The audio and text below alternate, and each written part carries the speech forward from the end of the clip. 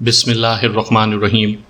سامعین کرام، آپ سن رہے ہیں اردو کہانی ٹرنٹولا، جس کے مصنف ہیں مظہر کلیم ایم، اور یہ اس سلسلے کی قسط نمبر 5 ہے۔ مجھے امید ہے آپ کو میری یہ کاوش پسند آ رہی ہوگی۔ آپ نے اگر ابھی تک میرا چینل کہانی گھر سبسکرائب نہیں کیا تو ابھی میرے چینل کو سبسکرائب کر کے بیل نوٹیفیکیشن آن کر لیجئے تاکہ آنے والی ہر نئی کہانی کی اطلاع بر وقت آپ تک پہنچ سکے۔ دیکھو راجر، سیدھی طرح بتا دو ورنہ میرے ہاتھوں تمہاری موت بھی واقع ہو سکتی ہے، فریدی نے اس کی آنکھوں میں دیکھتے ہوئے کہا۔ راجر نے گھبرا کر نظریں ہٹا لیں۔ تمہیں مارٹن سے کیا کام ہے؟ اس نے سوالیہ انداز میں کہا۔ تمہیں اس سے کوئی مطلب نہیں ہونا چاہیے۔ مجھے بتاؤ مارٹن کہاں ہے، وہ کس کے لیے کام کر رہا ہے؟ اگر نہ بتاؤں تو؟ راجر نے قدرے مسکراتے ہوئے کہا، لیکن دوسرے لمحے وہ اچھل کر کرسی سے نیچے جا پڑا۔ فریدی کا مکہ اس کی کن پٹی پر پڑا تھا۔ حمید اچھل کر کھڑا ہو گیا۔ راجر نے گرتے ہی ریوالور جیب سے نکال لیا، لیکن اس سے پہلے کہ وہ فائر کرتا، فریدی نے جھٹکے سے میز الٹ دی۔ راجر میز کے نیچے دب گیا۔ ریوالور اس کے ہاتھ سے نکل کر دور کونے میں جا گرا، اور پھر فریدی نے میز ایک طرف ہٹا کر اسے ٹھوکروں پر رکھ لیا۔ راجر نے سنبھلنے کی بے حد کوشش کی، لیکن ہر بار فریدی کی لات اس زاویے سے اس کے چہرے پر پڑتی کہ وہ دوبارہ فرش چاٹنے لگتا۔ پھر اس کی چیخیں نکلنے لگیں اور چند لمحے بعد وہ فرش پر سر پٹکنے لگا۔ فریدی نے گردن سے پکڑ کر اسے کرسی پر دے مارا اور پھر برینڈی کا گلاس بھر کر اس کے منہ سے لگا دیا۔ راجر ایک ہی سانس میں گلاس خالی کر گیا۔ پھر وہ بولا، وہ کیپٹن حمید کے ساتھ الجھ کر مارا گیا۔ راجر نے رک رک کر کہا۔ اب اس کی آنکھوں میں بے بسی جھلک رہی تھی۔ آج کل کس کے لیے کام کر رہا تھا؟ فریدی نے غراتے ہوئے کہا۔ وہ مجھے مار ڈالے گا، راجر نے بے بسی سے ہونٹ کاٹتے ہوئے کہا۔ کون؟ حمید نے پوچھا۔ وہی مجرم جس کے لیے وہ کام کر رہا تھا۔ وہ بہت بڑا مجرم ہے۔ کیا نام ہے اس کا؟ جلدی بتاؤ، فریدی نے اس کی آنکھوں میں آنکھیں ڈالتے ہوئے کہا۔ ٹرنٹولا، راجر نے آہستہ سے کہا۔ تم سے ٹرنٹولا نے رابطہ کیسے قائم کیا؟ شیر داد کی معرفت، وہ اس کے لیے کام کر رہا ہے۔ مارٹن کے ذمہ کیا کام تھا؟ فریدی نے ایک اور سوال داغ دیا۔ ایک آدمی کا اغوا۔ کس کا؟ فریدی نے جلدی سے پوچھا۔ کارپوریشن کے چیف نقشہ نویس صدیقی کا، راجر نے آہستہ سے کہا۔ اس کے تمام کس بل نکل چکے تھے۔ چیف نقشہ نویس صدیقی؟ فریدی نے حیرت سے دہرایا۔ جی ہاں، راجر نے کہا۔ پھر فریدی نے کہا، مارٹن نے اسے اغوا کر کے شیر دادا کے اڈے پر پہنچا دیا اور اس کا کام ختم ہو گیا، لیکن پھر وہ کیپٹن حمید سے نیول روڈ پر جھگڑ پڑا اور ٹرنٹولا نے بھری سڑک پر کیپٹن حمید اور مارٹن دونوں کو شوٹ کر دیا۔ شیرو دادا نے تمہیں ٹرنٹولا کے ہیڈ کوارٹر کے متعلق کچھ بتایا تھا؟ فریدی نے اس سے سوال کیا۔ ہاں، ایک دفعہ نشے میں دھت اس نے ایک مقام کے متعلق اشارہ تو کیا تھا، راجر نے کچھ سوچتے ہوئے کہا۔ کون سا؟ فریدی نے جلدی سے پوچھا۔ راجر کرسی سے الٹ گیا۔ اس کی پیشانی سے خون کا فوارہ پھوٹ پڑا۔ سائلنسر لگے ریوالور سے اسے نشانہ بنایا گیا تھا۔ گولی یقیناً سامنے والے دروازے سے چلائی گئی تھی۔ حمید اور فریدی کی چونکہ دروازے کی طرف پشت تھی، اس لیے وہ حملہ آور کو نہ دیکھ سکے۔ حمید پھرتی سے لپک کر دروازے سے نکلا اور ادھر فریدی نے ایک اور حرکت کی۔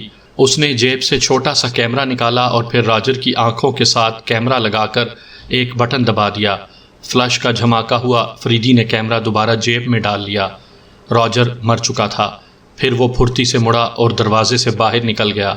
باہر دروازے پر حمید کھڑا تھا۔ نکل گیا، اس نے فریدی کو اپنی طرف آتے ہوئے دیکھ کر کہا۔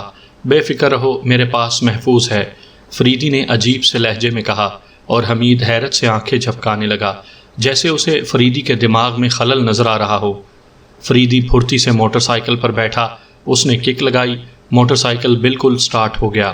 حمید بھی لپک کر پچھلی سیٹ پر بیٹھ گیا اور موٹر سائیکل تیزی سے ٹرن لے کر دوبارہ شہر کی طرف بھاگنے لگی۔ میں نے کہا حملہ آور کوئی چوہا تھا، حمید نے سر کھجاتے ہوئے فریدی سے کہا۔ فریدی نے ہنکارا بھرا اور حمید ایک بار پھر زور زور سے سر کھجانے لگا۔ اب وہ شہر میں داخل ہو چکے تھے۔ کہاں چل رہے ہیں آپ؟ شیرو دادا کے اڈے پر، فریدی نے مختصر سا جواب دیا۔ حمید فریدی کو سنجیدہ پا کر نہ جانے کیوں خاموش ہو گیا۔ تھوڑی دیر کے بعد وہ شہر کے وسط میں ایک چھوٹی سی عمارت کے سامنے موٹر سائیکل سے اتر رہے تھے، لیکن دوسرے لمحے عمارت کا دروازہ زور سے کھلا اور ایک غنڈہ ٹائپ نوجوان پریشان سا باہر نکلا۔ اس کی آنکھیں خوف سے پھٹ رہی تھیں۔ کیا بات ہے دوست؟ فریدی نے اسے روکتے ہوئے کہا۔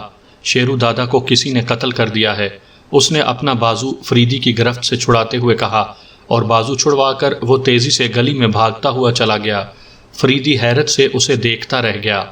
پھر وہ دونوں عمارت میں داخل ہو گئے۔ اس عمارت میں شیرو دادا کا خفیہ اڈا تھا، جہاں ہر قسم کا برا کام دھڑلے سے کیا جاتا تھا۔ اندر واقعی افراتفری مچی ہوئی تھی۔ بڑے ہال کے ایک کونے میں شیرو دادا کا مردہ جسم پڑا ہوا تھا، گولی ٹھیک اس کے دل پر لگی تھی۔ آؤ واپس چلیں، فریدی نے حمید سے کہا، اور وہ دونوں پھرتی سے واپس مڑ گئے۔ چند لمحے بعد ان کا موٹر سائیکل بلیک فورس کے ہیڈ کوارٹر کے پھاٹک میں داخل ہو رہا تھا۔ قاسم سر جھکائے اپنے ڈرائنگ روم میں ایک صوفے پر بیٹھا تھا۔ اس کے چہرے پر بے پناہ غم کے آثار تھے، آنکھوں میں ہلکی ہلکی نمی تھی، اور اس کا منہ بار بار عجیب عجیب زاویے بنا رہا تھا۔ اس کی دھان پان بیوی سامنے والے صوفے پر بیٹھی تھی۔ اس کے چہرے پر غم کے ساتھ ساتھ مسرت کی بھی ہلکی سی آمیزش تھی۔ قاسم حمید کی موت کا سوگ منا رہا تھا۔ وہ دلی طور پر غم زدہ تھا، کیونکہ حمید کے دم کے ساتھ ہی اس کا دل بہل جاتا تھا۔ یہ ٹھیک ہے، کبھی کبھی وہ حمید کی حرکتوں کی وجہ سے بری طرح چراغ پا ہو جاتا تھا، لیکن دل میں وہ حمید کی پرستش کرتا۔ وہ اچھی طرح سمجھتا تھا کہ حمید کے بغیر وہ پر کٹا پرندہ ہے۔ ادھر قاسم کی بیوی کو گو حمید کی موت کا غم تھا، لیکن دل ہی دل میں وہ خوش بھی تھی کہ اب قاسم لوفر پن سے باز آ جائے گا۔ اسے اچھی طرح علم تھا کہ قاسم میں بذات خود اتنی ہمت نہیں کہ وہ کسی لڑکی سے ڈھنگ کی گفتگو کر سکے۔ چھیڑنا یا فلرٹ کرنا تو ایک طرف رہا، یہ حمید ہی تھا جس کے بھروسے اور شے پر وہ ہر کام کر گزرتا تھا۔ قاسم نے سسکاری بھرتے ہوئے کہا، حمید بھائی، تو کیوں میری گناہگار آنکھوں کے سامنے مر گیا؟ اس کی آنکھوں سے ٹپ ٹپ آنسو گرنے لگے۔ تو اس کا مطلب ہے تمہاری آنکھیں گناہ گار ہیں؟ قاسم کی بیوی نے چہکتے ہوئے کہا، تمہیں کیا، چاہے میری آنکھیں گناہ گار ہوں یا بے با گناہ۔ قاسم کی ذہنی رو اچانک پلٹ گئی۔ اس نے آنسو بہتی ہوئی آنکھوں سے گھورتے ہوئے اپنی بیوی سے کہا، کیوں، کیا میں تمہاری بیوی نہیں ہوں؟ قاسم کی بیوی نے قدرے ادا سے کہا، بیوی ہی ہو، کوئی منکر نخیر تو نہیں کہ حساب لے رہی ہو۔ قاسم بیوی کے نخرے سے اور بھی چڑ گیا۔ اسے اپنی بیوی سے سخت نفرت تھی، اور ہوتی کیوں نہ، وہ تو بیوی نام ہی کی تھی۔ ویسے قاسم کے لیے اس کی حیثیت ایک دم چھلے سے زیادہ نہ تھی۔ بھلا کہاں ہاتھیوں کو شرمانے والا قاسم، اور کہاں چھپکلی سی بھی بدتر بیوی۔ حالت یہ تھی کہ اگر قاسم زور سے پھونک بھی مار دے تو یقیناً اس کی بیوی ہوا میں اڑ جائے، اس لیے وہ کہاں بیوی کے ناز نخرے اٹھاتا۔ اسے تو کوئی ہتھنی جیسے جسم والی بیوی چاہیے تھی۔ میں کہتی ہوں اچھا ہوا کہ حمید مر گیا، تمہاری آوارگی سے تو جان چھوٹی۔ قاسم کی بیوی نے غصے میں آتے ہوئے کہا، خیا خواہا، ٹانگیں نہیں چیر دوں گا، مرے ہوئے کو کہہ رہی ہو؟ قبر میں کیڑے پڑیں گے۔ قاسم نے آنکھیں نکالتے ہوئے کہا، تمہاری قبر میں کیڑے پڑیں گے جو مجھ نصیب و جی کو تنگ کرتے ہو۔ قاسم کی بیوی رونے لگی۔ بیوی کو روتا دیکھ کر قاسم کا چہرہ یک لخت نرم پڑ گیا۔ عورت کے آنسو واقعی ایک ایسا خوفناک اور طاقتور ہتھیار ہیں جس کے آگے بڑے بڑے سنگ دل نہ جم سکے۔ قاسم بیچارہ تو تھا ہی ذہنی رو کا مریض، وہ بھلا اس کے سامنا کہاں کر سکتا تھا۔ اس نے پچکارتے ہوئے کہا، ہاں ہاں، میری قبر میں کیڑے پڑیں، حمید کی قبر میں کیڑے پڑیں، بلکہ کیڑوں کے باپ پڑیں، کیڑوں کے دادا پڑیں، بلکہ کیڑوں کے قاسم پڑیں۔ اور کیڑوں کے قاسم والا فکرہ سن کر قاسم کی بیوی کی بے اختیار ہنسی نکل گئی، اور قاسم بیوی کو ہنستے دیکھ کر یوں خوش ہو گیا جیسے اسے ہفتے اقلیم کی دولت مل گئی ہو۔ لیکن اچانک اس کے ذہن میں حمید کے تڑپتے ہوئے جسم کا تصور آ گیا، اور اس کا چہرہ پھر بگڑ گیا۔ ارے تم ہنس رہی ہو، میرا حمید بھائی، اللہ اسے دونوں کروٹ جنت نصیب کرے، مر گیا ہے، قاسم نے آنکھیں نکالتے ہوئے کہا۔ اور قاسم کی بیوی اس کے لمحہ با لمحہ بدلتے ہوئے ذہن سے حیران رہ گئی۔ اب پیچھا بھی چھوڑو، کتنے دن ہو گئے اس کا سوگ مناتے ہوئے، کیا ساری زندگی اسی کے سوگ میں گزار دو گے؟ قاسم کی بیوی نے اکتاتے ہوئے کہا، زندگی، اب میری زندگی کہاں رہی؟ زندگی تو حمید کے ساتھ تھی۔ قاسم نے اسی موڈ میں کہا، میں تو سوچ رہا ہوں کہ خودکشی کر لوں اور جنت میں حمید بھائی کے ساتھ موجیں لوٹوں۔ قاسم نے آنکھیں بند کر کے تصور میں مزے لوٹنے شروع کر دیے۔ تو کر لو خودکشی، دیر کس لیے کر رہے ہو؟ قاسم کی بیوی نے منہ بنا کر کہا۔ اچھا یہ بات ہے، ابھی لو، قاسم نے غصے سے اٹھتے ہوئے کہا، اور دوسرے لمحے وہ لڑکتا ہوا اپنی خوابگاہ کی طرف جا رہا تھا۔ قاسم کی بیوی بھی کچھ نہ سمجھتے ہوئے اس کے پیچھے چل پڑی۔ قاسم تیزی سے خوابگاہ میں داخل ہوا۔ اس کا چہرہ ابھی تک غصے سے سرخ تھا۔ اس نے الماری کھولی اور پھر دروازے سے ریوالور نکال لیا۔ اوئی اللہ، تم تو سچ مچ خودکشی کر رہے ہو، قاسم کی بیوی نے اسے ریوالور نکالتے دیکھ کر گھبراہٹ آمیز لہجے میں کہا۔ تو اور کیا، میں مذاق کر رہا ہوں؟ قاسم فخر سے پھول گیا، کیونکہ کسی عورت پر روب ڈال کر وہ بے انتہا خوش تھا، چاہے پوزیشن کچھ ہی کیوں نہ ہو۔ اس نے اسی جوش سے مغلوب ہو کر ریوالور کی نال اپنی کن پٹی کے ساتھ لگا لی۔ قاسم کی بیوی اب بری طرح گھبرا گئی، لیکن وہ آخر اس کی بیوی تھی، وہ اسے ہینڈل کرنا جانتی تھی۔ اس نے جھٹ ایک نفسیاتی وار کیا۔ ایک گولی ویسے چلا کے تو دیکھو، خالی ریوالور سے مجھے ڈرا رہے ہو؟ یہ بات ہے تو لو۔ قاسم نے جھٹکے سے ریوالور کا رخ چھت کی طرف کر کے ٹریگر دبا دیا۔ ایک زوردار دھماکہ ہوا، گولی چھت سے ٹکراتی ہوئی کمرے کے کونے میں جا پڑی۔ ارے باپ رے! قاسم نے دھماکے سے گھبرا کر ریوالور ہاتھ سے چھوڑ دیا اور گھبراہٹ اور خوف کی وجہ سے وہ فرش پر گر پڑا۔ قاسم کی بیوی کا نفسیاتی حربہ کامیاب رہا۔ قاسم کو یہ احساس ہو گیا کہ یہ واقعی ریوالور ہے۔ اس کا جوش سوڈے کے ابال کی طرح بیٹھ گیا، خوف سے اس کی آنکھیں پھٹی جا رہی تھیں۔ اب کرو خودکشی، بیوی نے اسے چمکارتے ہوئے کہا۔ کیوں کروں؟ تم تو کہتی ہوگی جان چھوٹے اور میں مزے کروں، قاسم نے فرش سے بمشکل اٹھتے ہوئے کہا۔ اس کی ذہنی رو یک بیک پلٹ گئی تھی۔ یہ کیا تماشا ہو رہا ہے؟ اچانک دروازے سے ایک گرجدار آواز آئی۔ قاسم کا باپ سر عاصم دروازے میں کھڑا غصے سے قاسم کو گھور رہا تھا، جو فرش سے اٹھنے کی کوشش میں مصروف تھا۔ باپ کی آواز سنتے ہی قاسم ایک بار پھر فرش پر گر پڑا۔ چچا جان، یہ خودکشی کر رہے تھے، قاسم کی بیوی نے سر عاصم کے پاس آ کر کہا۔ خودکشی؟ وہ کیوں؟ سر عاصم حیرت سے قاسم کو گھورنے لگے۔ حمید کے مرنے کے غم میں، قاسم کی بیوی نے وضاحت کی۔ اب وہ بڑے اطمینان سے بول رہی تھی، کیونکہ اسے سر عاصم کی شے مل گئی تھی۔ نہیں ابا جان، میں تو مذاق کر رہا تھا، قاسم نے، جو اب فرش سے اٹھ کھڑا ہوا تھا، جھیپی ہوئی ہنسی کے ساتھ کہا۔ خبردار، آئندہ اگر اس قسم کے مذاق کا تصور بھی کیا تم نے، سر عاصم نے قاسم کو ڈانٹتے ہوئے کہا، اور قاسم سر جھکائے کھڑا رہا۔ سر عاصم واپس مڑ گئے۔ ان کے پیچھے پیچھے قاسم کی بیوی بھی مسکراتی ہوئی چلی گئی، اور قاسم کمرے کے درمیان یوں سر جھکائے کھڑا تھا جیسے کسی جواری کی سب پونجی لٹ چکی ہو۔ سینما اور اسٹوڈیوز کی اس طرح بھیانک تباہی سے تمام ملک میں سخت خوف و ہراس پھیل گیا تھا۔ عوام کا اعتماد حکومت سے اٹھ چکا تھا۔ حکومت خود پریشان تھی۔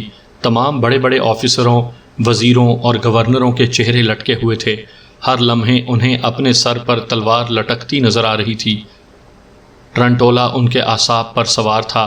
صدر مملکت کی رات کی نیند اڑ گئی تھی۔ حکومت کے تمام تعمیراتی کام ٹھپ ہو کر رہ گئے تھے۔ ادھر کرنل فریدی کا کوئی پتہ نہیں چل رہا تھا۔ اب صدر مملکت سوچ رہے تھے کہ کسی اور ملک سے جاسوسوں کی ٹیم منگوائی جائے جو اس ٹرنٹولا کے خلاف تفتیش کرے، لیکن اس میں ان کے ملک کی توہین تھی۔ آج بھی وہ اپنے آفس میں سخت پریشانی کے عالم میں بیٹھے کچھ سوچ رہے تھے کہ اچانک ان کی میز پر رکھے ہوئے ٹیلی فون کی گھنٹی زور زور سے بجنے لگی۔ یہ ٹیلی فون ڈائریکٹ تھا، لیکن اس کے نمبر چند خاص الخاص افراد کے سوا کسی اور کو معلوم نہیں تھے، اس لیے وہ اس فون پر کال آنے سے قدرے حیران رہ گئے تھے۔ بہرحال انہوں نے ریسیور اٹھا کر کانوں سے لگا لیا۔ ہیلو، انہوں نے آواز کو پروقار بناتے ہوئے کہا۔ سر، میں فریدی بول رہا ہوں۔ صدر مملکت کے کانوں میں فریدی کی آواز گونجی۔ انہیں ایسا محسوس ہوا جیسے کمرے میں بم پھٹ پڑا ہو۔ فریدی کی کال تھی ہی اتنی غیر متوقع کہ وہ حیرت زدہ رہ گئے۔ بہرحال وہ سنبھل گئے اور اعصاب کو پرسکون بنانے کی کوشش کرتے ہوئے کہا، مسٹر فریدی، آپ نے روپوش ہو کر ملک سے غداری کی ہے۔ ایسے حال میں جبکہ ملک ایک بھیانک خطرے سے دوچار ہے، آپ کا روپوش ہو جانا کیا معنی رکھتا ہے؟ ان کی آواز سے غصہ چھلک رہا تھا۔ سر، میں جان بوجھ کر روپوش ہو گیا تھا تاکہ انڈر گراؤنڈ رہ کر ٹرنٹولا کے خلاف کام کر سکوں۔ آپ مجھ پر غداری کا الزام مت لگائیں، میں اپنے خون کا آخری قطرہ بھی ملک کی سلامتی کے لیے نچھاور کر سکتا ہوں۔ میری پچھلی خدمات اس بات کی گواہ ہیں۔ فریدی کی آواز میں تھوڑی سی ناراضگی نمایاں تھی۔ صدر مملکت یہ سن کر ٹھنڈے پڑ گئے۔ فریدی، مجھے افسوس ہے کہ میں پریشانی اور غصے میں تمہارے متعلق ایسے الفاظ کہہ بیٹھا جن پر اب مجھے خود بھی شرمندگی ہو رہی ہے۔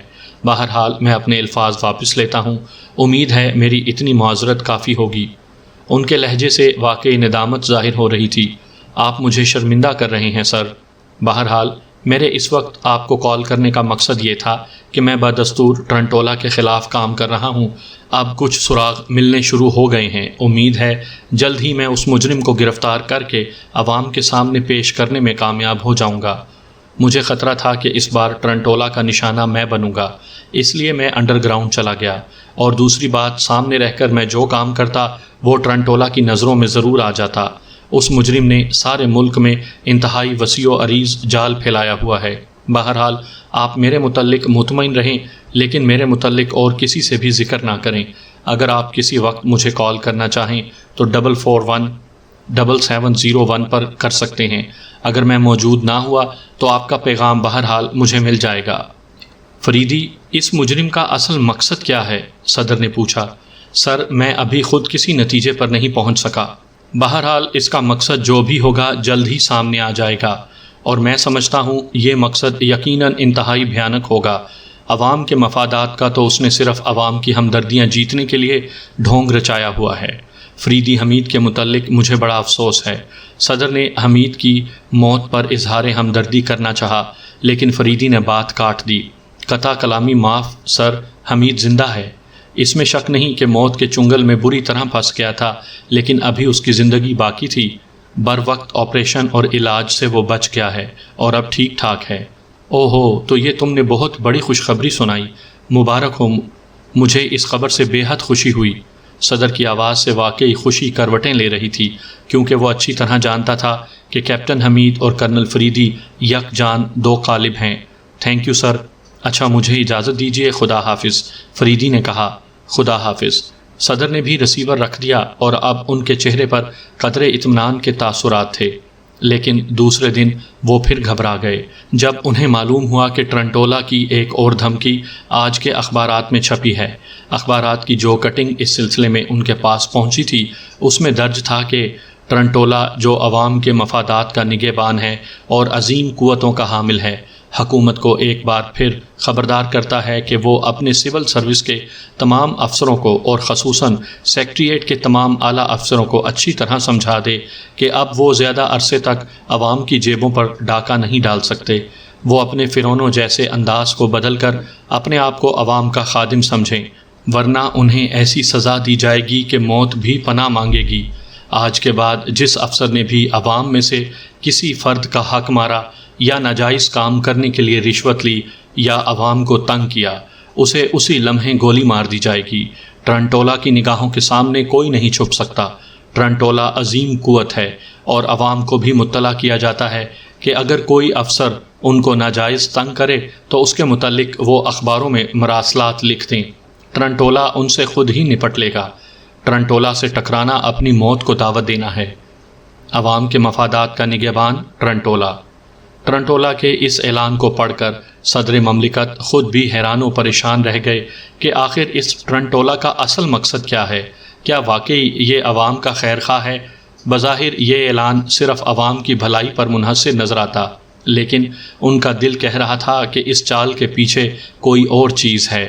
وہ سوچتے رہے، آخر انہوں نے ایک فیصلہ کیا اور اپنے سیکرٹری کو طلب کر کے اسے تمام آفیسران کے نام ایک سرکولر جاری کرنے کا حکم دیا کہ تمام آفیسران اپنے اپنے فرائض منصبی دیانتداری سے سر انجام دیں، اور اس کے ساتھ ہی انہوں نے اخباروں کے لیے جو بیان دیا، جو شام کے تمام اخباروں میں شائع ہو گیا اور ریڈیو سے بھی اسے بار بار نشر کیا گیا، میں صدر مملکت ٹرنٹولا کو مطلع کرتا ہوں کہ اگر وہ واقعی عوام کا سچا خیر خواہ ہے تو وہ عوام اور حکومت پر اپنے آپ کو ظاہر کر دے، اور قانون کو ہاتھ میں لینے کے بجائے عوام پر کی گئی زیادتیوں کی شکایت میرے پاس ارسال کرے۔ میں ان کا فوری تدارک کرنے کو تیار ہوں، یا وہ ان کے لیے عدالتوں کی طرف رجوع کرے۔ اس نے جو طریقہ اپنایا ہوا ہے اس سے عوام کی بھلائی تو ایک طرف رہی، عوام کا بے پناہ نقصان ہو رہا ہے اور ملک کی سالمیت اور سلامتی کو خطرہ پیدا ہو گیا ہے۔ ظاہر ہے اس قسم کے حالات عوام کے مفادات کے حق میں نہیں جاتے۔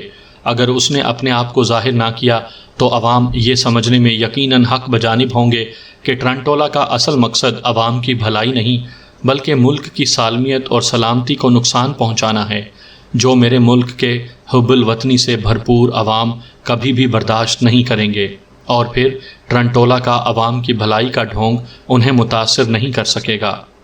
صدر مملکت کے اس بروقت اور مدبرانہ اعلان کا واقعی عوام پر گہرا اثر پڑا اور کثیر تعداد میں عوام صدر مملکت کے ہم خیال ہو گئے۔ ٹرنٹولا واقعی عوام کا خیر خواہ ہے تو اسے چھپ کر وار کرنے کی ضرورت نہیں ہے، وہ سامنے آئے اور برملا عوام کے حق میں کام کرے۔ ملک کی تمام سیاسی پارٹیوں نے صدر مملکت کے اس بیان کو سراہا۔ سب کی توقع تھی کہ اخبار میں صدر مملکت کے اس اعلان کے جواب میں ضرور کوئی نہ کوئی پیغام ہوگا، اس لیے عوام کو کل کی اخبار کا شدت سے انتظار تھا۔ انتظار اتنا بڑھا کہ لوگ کثیر تعداد میں رات ہی سے اخباروں کی دفتروں، نیوز ایجنسیوں اور بک سٹالوں پر جمع ہو گئے۔ اخباروں کے مالک دعائیں مانگ رہے تھے کہ خدا کرے ٹرنٹولا کا کوئی خط مل جائے، کیونکہ انہیں علم تھا کہ اگر ٹرنٹولا کا خط مل گیا تو کل کے اخباروں کی سیل ملک میں ریکارڈ قائم کر دے گی، اور ان کی دعائیں قبول ہو گئیں، اور پراسرار طور پر سب اخباروں کے لیٹر بکسوں میں ٹرنٹولا کے خطوط پہنچ گئے۔ اخباروں نے روزانہ اشاعت سے 10 گنا زیادہ تعداد میں اخبار چھاپے اور سارے اخبار ہاتھوں ہاتھ بک گئے۔ ٹرنٹولا کا خط پہلے صفحے پر نمایاں تھا۔ ٹرنٹولا نے صدر مملکت کا بیان پڑھا اور سنا، شکر ہے حکومت کو عوام کی بھلائی کا صحیح معنوں میں خیال تو آیا۔ بہرحال ٹرنٹولا کا جواب حاضر ہے، میں جو کچھ کر رہا ہوں صرف عوام کی بھلائی کے لیے کر رہا ہوں، اور عوام گواہ ہیں اب تک میں نے جو اقدامات کیے ہیں وہ عوام کی بھلائی کی خاطر کیے ہیں، لیکن اس کے لیے میرا اپنا ایک طریقہ کار ہے اور میں اسے بہتر سمجھتا ہوں، کیونکہ مجھے یقین ہے جب تک میں پس پردہ رہ کر کام کروں گا حکومت مجھ سے خائف رہے گی اور عوام کی بھلائی کے لیے کچھ نہ کچھ کرے گی، اور اگر میں ظاہر ہو گیا تو حکومت کسی نہ کسی بہانے گرفتار کرنے یا ختم کرنے کی کوشش کرے گی۔ ویسے ٹرنٹولا اتنی عظیم قوت کا حامل ہے کہ اگر وہ سامنے آ بھی جائے تو حکومت اپنی پوری قوت کے باوجود اس کا بال بیکا بھی نہیں کر سکتی، لیکن میں سمجھتا ہوں ابھی میرے ظاہر ہونے کا وقت نہیں آیا۔ ہاں، میں وعدہ کرتا ہوں کہ میں نے جب مناسب سمجھا میں اپنے آپ کو عوام کے سامنے پیش کر دوں گا۔ صدر مملکت کا یہ بیان دراصل عوام کو مجھ سے بہکانے کی ایک چال ہے، اور مجھے امید ہے عوام اس چال کو ناکام بنا دیں گے۔ بہرحال ٹرنٹولا ایک بار پھر حکومت کو خبردار کرتا ہے کہ وہ میرے کل کے بیان کے متعلق سنجیدگی سے غور کرے، ورنہ دوسری صورت میں تمام نقصان کی ذمہ داری حکومت پر ہوگی۔ عوام کے مفادات کا نگران ٹرنٹولا۔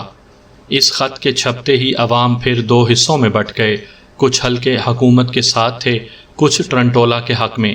پھر اسی دن ملک میں انوکھے انداز کا قتل عام شروع ہو گیا۔ بہت سے اعلیٰ آفیسروں کو ان کے دفتروں ہی میں گولی مار دی گئی، کسی جگہ بھی گولی مارنے والا پکڑا نہیں گیا اور نہ ہی مجرموں کا سراغ لگایا جا سکا۔ بس اچانک ہی سب کچھ ہو جاتا، دروازے بند ہونے کے باوجود بھی کہیں سے اچانک گولی آتی اور وہ افسر اپنی کرسی پر ہی ڈھیر ہو جاتا۔ کسی کو کچھ پتہ نہیں چل رہا تھا کہ یہ سب کچھ کیا ہو رہا ہے۔ سارا ملک آہو فغاں کی زد میں آ گیا، ہر کالونی سے ایک نہ ایک جنازہ نکل رہا تھا۔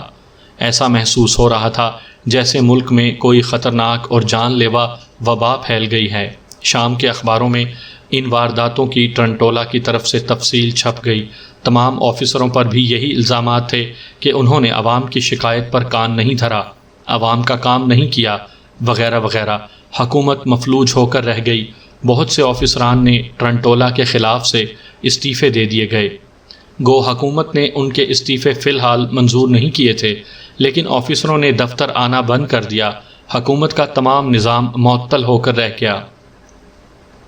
کرنل فریدی جب ڈارک روم سے باہر نکلا تو حمید ایک آرام دہ کرسی پر بیٹھ کر کچھ سوچ رہا تھا۔ فریدی کے چہرے پر فاتحانہ مسکراہٹ تھی اور آنکھوں میں عجیب قسم کی چمک۔ وہ سیدھا حمید کے پاس آیا اور پھر اس نے حمید کے ہاتھوں میں ایک پوسٹ کارڈ سائز کا فوٹو پکڑا دیا۔ حمید نے چونک کر فوٹو دیکھا اور حیرت زدہ رہ گیا۔ پورے فوٹو پر ایک بڑی سی آنکھ موجود تھی اور اس آنکھ کی پتلی پر ایک دبلے پتلے نوجوان کی تصویر تھی جس نے ہاتھوں میں ریوالور پکڑا ہوا تھا۔ یہ کس کی تصویر ہے؟ حمید نے حیرت سے پوچھا۔ اسی مجرم کی جس نے رات کو قتل کیا ہے، فریدی نے اطمینان سے سامنے والی کرسی پر بیٹھتے ہوئے کہا۔ لیکن آپ نے یہ تصویر کیسے کھینچ لی جبکہ مجرم مجھے بھی نظر نہیں آیا تھا اور آپ تو کمرے کے اندر تھے؟ حمید واقعی حیران تھا۔